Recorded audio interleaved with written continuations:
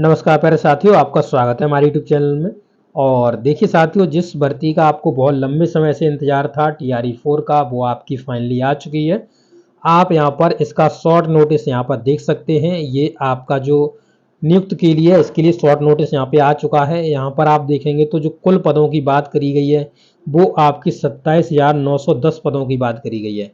अब ये जो 27,910 पद हैं, ये पद आपके किस किस स्तर के हैं? तो यहाँ पे सभी स्तर जुड़े हुए हैं। 1 से लेकर के 5 तक की जो भर्ती है उसके लिए भी आपका प्राइमरी का भी 6 टू लेकर के 8 तक की भर्ती है, उसके लिए जूनियर के लिए भी आपके पद हैं यही। और आप देखेंगे 9 टू 10 जिसमें एस्टेट 1 लगता है, इसके लिए भी पद हैं। और 11-12, तो यहाँ पे 11th-12th के लिए भी ये आपके पद हैं।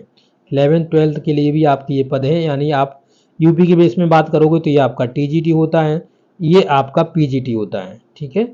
पर वहाँ पर आपका उच्च स्तर और निम्न उससे जाना जाता है, ठीक है। तो यहाँ पर इसके लिए भी आपके पद हैं।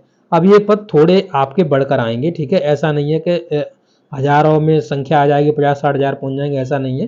पर मतलब थोड़े बढ़ के आएंगे पद।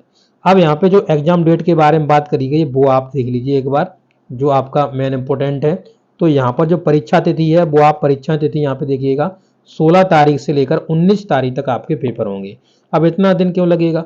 तो देखिए, प्राइमरी का 1 से लेकर के 5 तक के लिए आपका एक दिन चाहिए, ठीक है। एग्जाम के लिए एक दिन इनको चाहिए। फिर आपका यहाँ पे आ गया 6 टू लेकर के 8 का, तो यहाँ पर आपको एग्जाम के लिए एक दिन चाहिए। फिर आपका 9 से 10 तक का बात आ गया तो फिर आपको एक दिन एग्जाम के लिए चाहिए। और 11-12 के लिए आ गया तो फिर भी आपको एक दिन का टाइम चाहिए। तो 16 तारीख गई, 16 तारीख के बाद 17 तारीख, 18 तारीख, 19 तारीख। तो इस तरीके से आपकी ये चीज़ दी गई है, ठीक है। समझ में आ गया? चलिए आगे देखिए, आगे क्या कह रहा है। और यहाँ पर जो परीक्षा फल आएगा उसका भी आपकी डेट दी गई है कि आपका 20 तारीख से आना स्टार्ट हो जाएगा और 24 तारीख तक आपका आता रहेगा। प्राइमरी, जूनियर, फिर आपका टीजीटी का, पीजीटी का, इस तरीके से आपका आता रहेगा। तो ये आपका यहाँ पर है, ठीक है। अब आगे यहाँ पर देखेंगे तो यहाँ पर और न्यूज़पेपर के माध्यम से देख सकते हैं आप वैसे भी।